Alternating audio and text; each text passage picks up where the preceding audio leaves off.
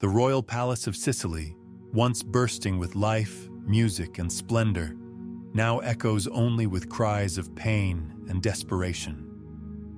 In the heart of the palace, behind the heavy velvet curtains of the royal chambers, a woman screams in labor, her body drenched in sweat and blood, her strength slipping away with each agonizing push. But this isn't just any woman.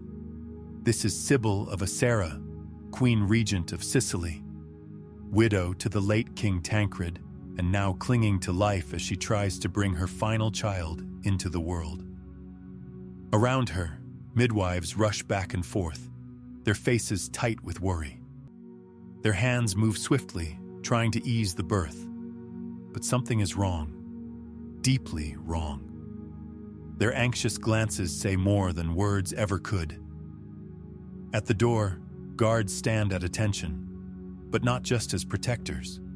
Their eyes dart to one another. Subtle nods are exchanged, silent cues. They're not here to ensure safety. They're here for something far darker. In the next few moments, a life or death decision will be made. Not by doctors, not by fate, but by power, politics, and betrayal.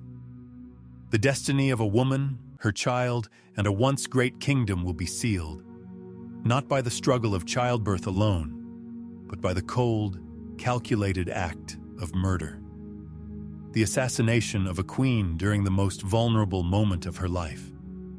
Even in the blood-soaked annals of medieval history, few stories rival the sheer brutality of what happened that day. So how did an Italian noblewoman, Sibyl of Acera, end up dying in such agony, betrayed in the very act of giving life?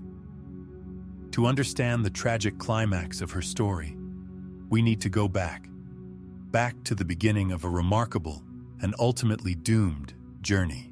Sibyl of Acera was born around 1165 into a respected noble family from the region of Acera in southern Italy.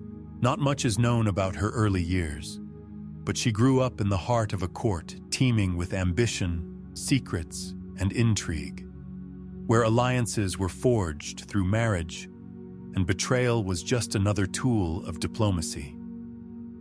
Her fate changed forever when she married Tancred of Lecce, a man with ambition burning in his blood. Though he was born out of wedlock and never expected to rule, Tancred defied the odds. In 1190, he seized the crown of Sicily and became king of one of the most powerful kingdoms in the Mediterranean. At that time, the Kingdom of Sicily was no small island. It included all of southern Italy, making it a thriving empire, rich in culture and wealth.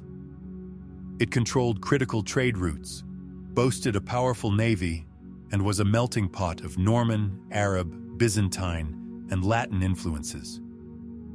But Tancred's path to the throne wasn't without conflict. When King William II of Sicily died childless in 1189, the crown should have gone to his aunt, Constance of Hauteville. But Constance had a powerful husband, none other than Emperor Henry VI of the Holy Roman Empire. And the Sicilian nobles feared what that would mean: German rule over their land. So instead, they backed Tancred, despite his illegitimacy, crowning him king. That bold decision would set the stage for a clash of empires. Sibyl, once a peripheral figure in court, was suddenly thrust into the spotlight as queen. She adapted quickly. Sharp, shrewd, and politically aware, she became more than just a royal wife. She became a partner in power. Chronicles describe her as perceptive and fiercely intelligent, a driving force behind Tancred's fragile hold on the crown. Her political instincts were put to the test almost immediately. In 1191, Emperor Henry VI, furious over being passed over, launched an invasion, determined to claim the Sicilian throne for himself and his wife, Constance. But his campaign faltered. He was defeated and forced to retreat. Even more embarrassing, Constance was captured. It was a stunning reversal. The rightful heir to Sicily wife of the Holy Roman Emperor, now a prisoner in the very land she was meant to rule. And it was Sibyl who took charge of her captivity. She oversaw Constance's confinement in the city of Palermo personally, not out of kindness, but caution. Sibyl ordered that they dine together, sleep in the same room, and remain in constant proximity, not to bond, but to ensure there was no chance for escape or rescue. And then came the moment that would haunt Sicilian history. Pope Celestine III, seeking diplomacy, urged Tancred to release Constance as a gesture of goodwill. But Sibyl saw straight through it.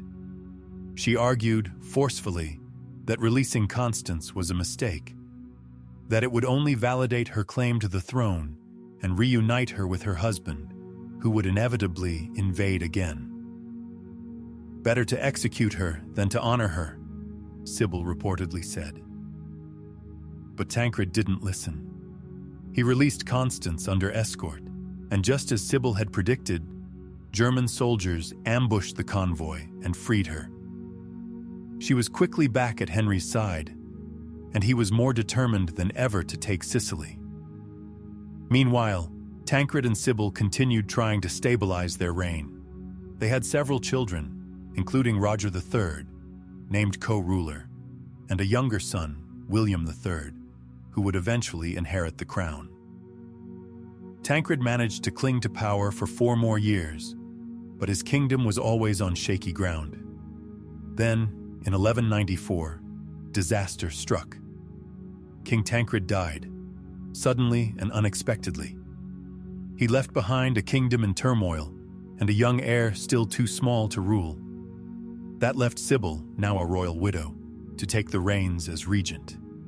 It was one of the most precarious and dangerous roles a woman could hold in the medieval world. At the same time, Sibyl was pregnant once again, carrying what would be her last child. She now stood alone, trying to protect her son's fragile claim to the throne while preparing for war against the most powerful monarch in Europe. And Henry VI didn't wait long. With Constance beside him, her claim now stronger than ever, he launched a massive new invasion.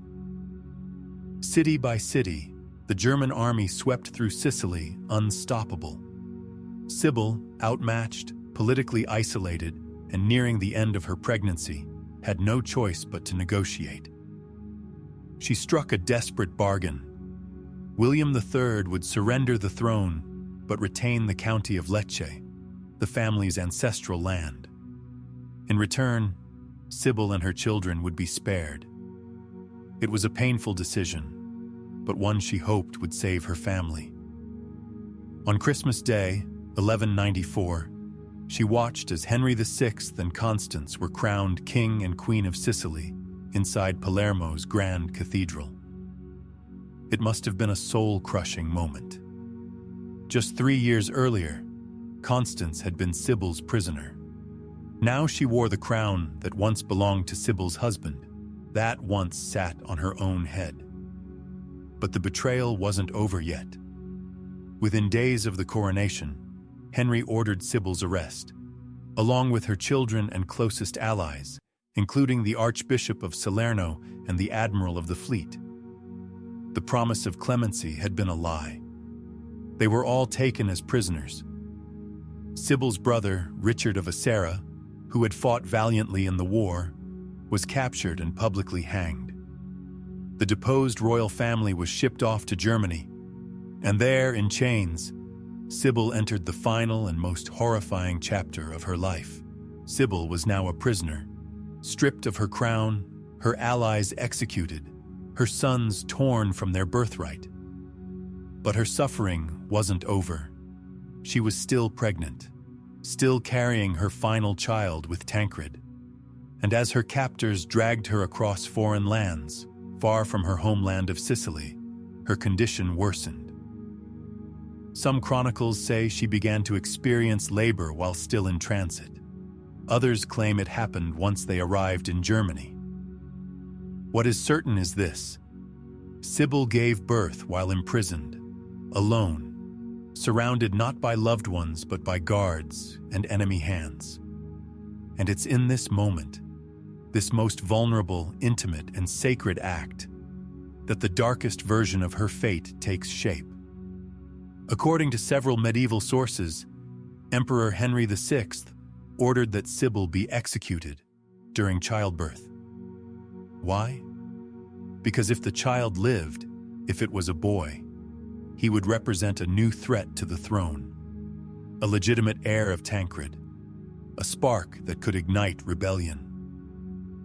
Henry wanted no more rivals, and so, the story goes, as Sibyl screamed through labor, her body straining to bring life into the world, someone slipped into the chamber and strangled her.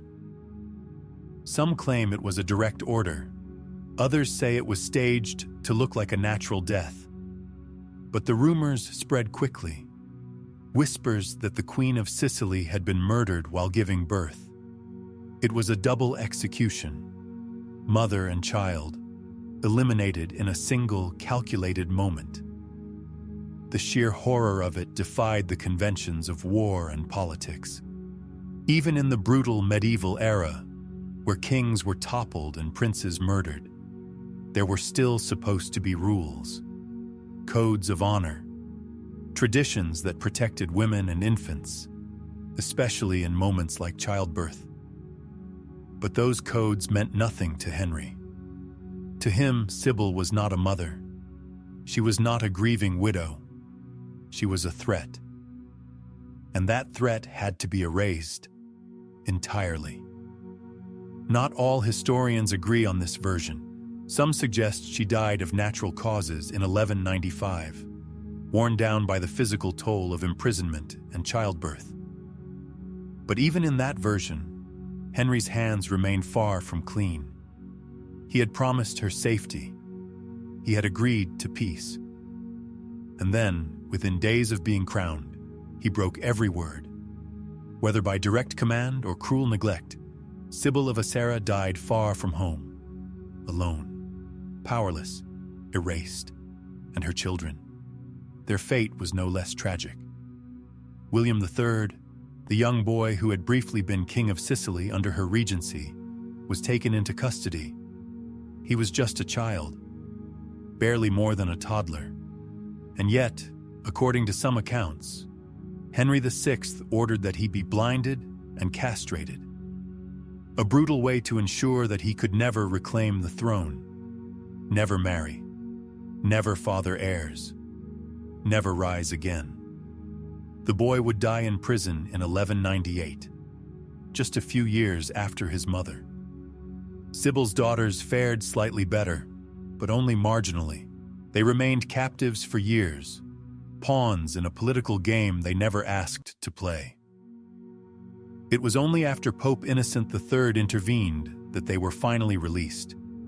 And even then, their futures were clouded by loss, trauma, and uncertainty. But fate, it seems, had one more twist in store. Because Henry VI, the emperor who had orchestrated Sibyl's downfall, would not enjoy his victory for long. In 1297, barely 3 years after seizing Sicily, he died unexpectedly in the city of Messina. The cause? Malaria. He was just 32 years old.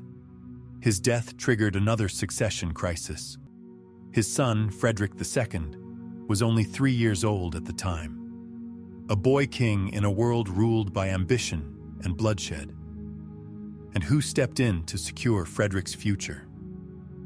None other than Constance, Sibyl's old rival, the woman she once held prisoner, the woman who had worn her crown. Constance had finally achieved everything she ever wanted. Power, the throne, revenge. But it didn't last. She died just 1 year after her husband, in 1198. And with her gone, the fate of Sicily and of Frederick was left in the hands of Pope Innocent III. The story of Sibyl of Acera is more than just a tragic biography. It is a brutal reminder of the dangers that faced women in power during the medieval era.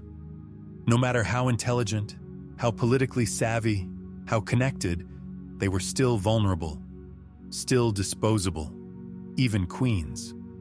Sibyl was a ruler, a strategist, a mother. She defended her son's throne, made alliances, held rivals captive, and stood against one of the most powerful men in Europe. But when the time came, none of that mattered. Her body, meant to give life, became the site of execution. And that's what makes her story so uniquely horrifying. Because this wasn't just political murder, it was symbolic. The act of strangling a woman while she gave birth, of extinguishing both life and the potential for legacy, was a statement, a message, a cruel declaration that her bloodline, her influence, her defiance would die with her. It was the ultimate punishment for a queen who dared to challenge an emperor. And yet, she is not forgotten. Sibyl of Acera lives on in the shadows of history. In old chronicles, half-buried manuscripts, and whispered legends.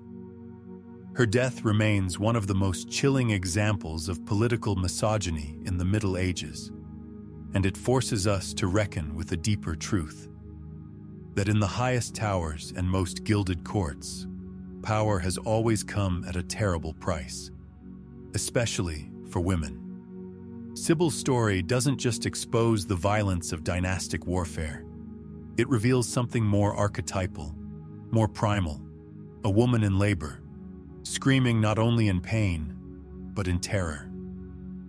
A child who never takes its first breath, a line snuffed out, not by fate but by human hands. Centuries have passed since Sibyl of Acera took her final breath, but the image of her death still chills the spine. A queen, a mother, a woman giving birth under lock and key, surrounded by enemies. And then, silence. If the darkest version of events is true, she was murdered in the very act of creation. In that sacred, fragile moment where pain and hope collide, when a child enters the world and a mother reaches the edge of life, someone tightened a cord around her throat. Not just to kill her, but to erase her legacy.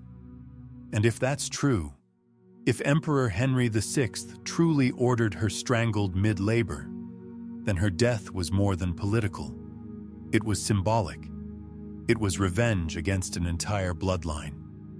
A declaration that no more Tancreds would rise, no more sons would wear crowns, no more queens would rule from Sicilian thrones. It was violence made ritual. Even if we accept the more conservative account, that Sibyl died of natural causes in prison, exhausted and overwhelmed, one fact remains. Her fate was sealed by betrayal.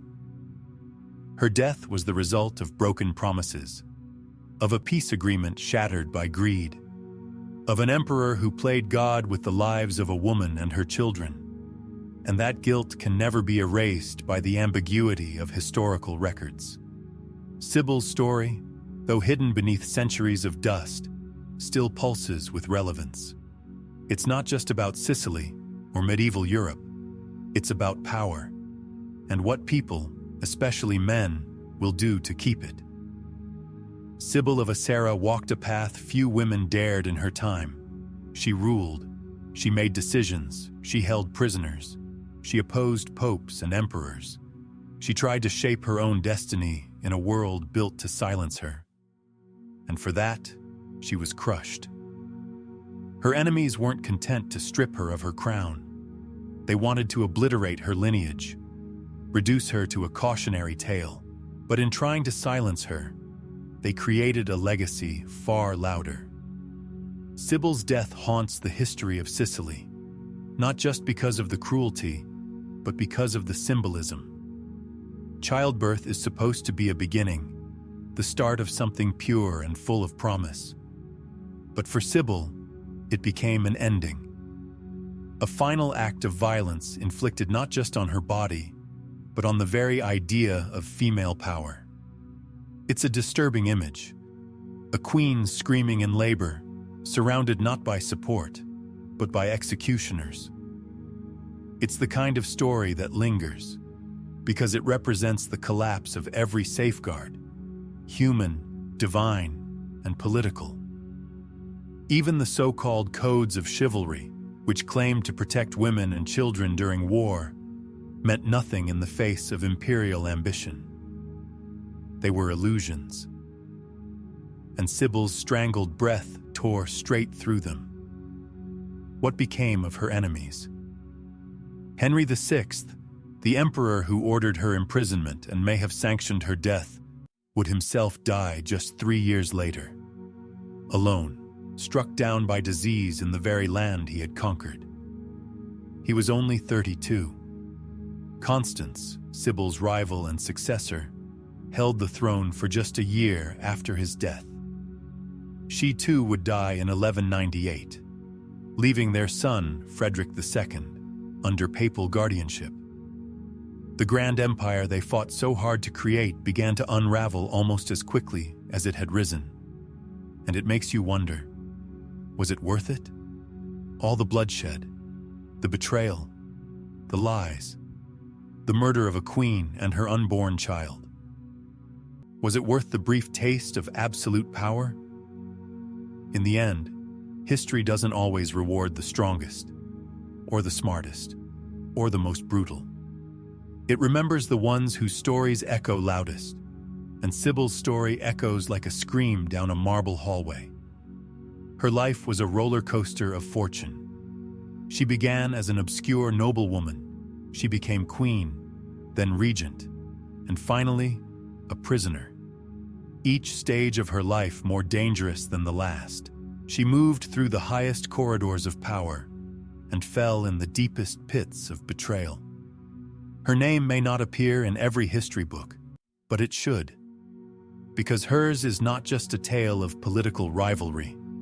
It's a warning, a reminder of what happens when power is prized above humanity, when ambition turns to cruelty, when even childbirth, a moment of life, is used as a weapon.